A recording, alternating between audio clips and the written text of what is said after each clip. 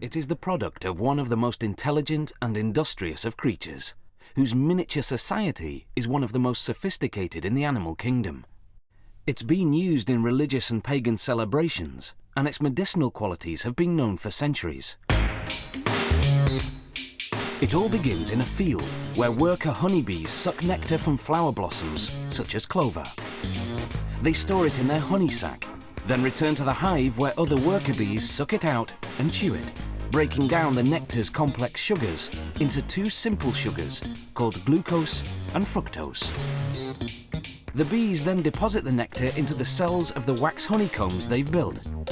They fan it with their wings until most of the water content evaporates in the warm air of the beehive. What's left is thick and gooey honey. The bees then cap each honey-filled cell with beeswax. That's when the beekeeper steps in. Bees will sting if taken by surprise, so the beekeeper sprays the hive with smoke from burning pine needles, a scented warning that foreigners are about to enter the hive. Inside the hive are wooden frames hanging side by side, each holding a honeycomb. A hive can house hundreds of thousands of bees, all descendants of the prolific queen bee.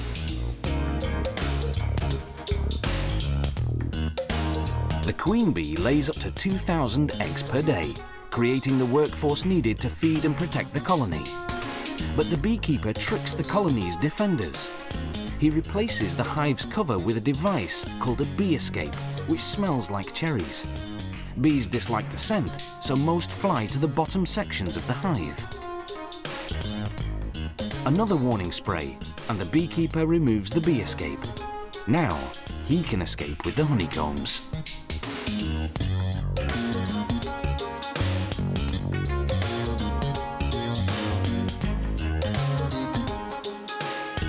Inside the honey factory, they put the honeycomb frames on what's called an uncapping machine.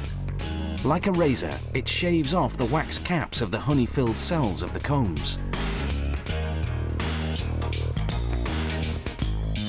They scrape off the remains manually. Then they set the frames on another machine called a honey extractor. It spins the honeycombs until all the honey is forced out of the cells. Afterwards, they filter the honey to remove any pieces of wax that have slipped through.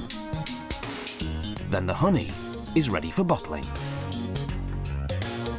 Some beehives contain smaller frames designed to produce honey that isn't extracted from the honeycomb. Workers remove the frame and cut the honeycomb into pieces with a heated knife. This seals the wax around the honey inside.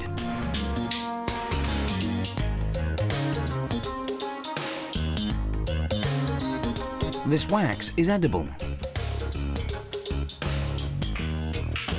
The beeswax lining of the honeycomb goes to make candles, furniture polish and lipsticks.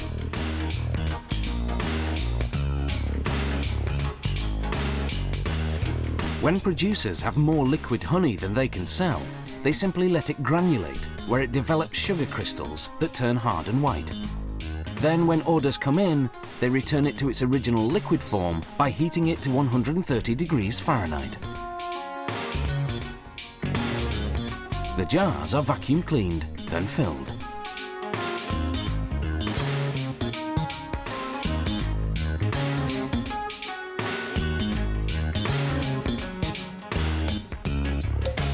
One beehive can yield over 3 kilograms of honey in a single day. That's much more than the bees need for themselves. The surplus is what we end up eating.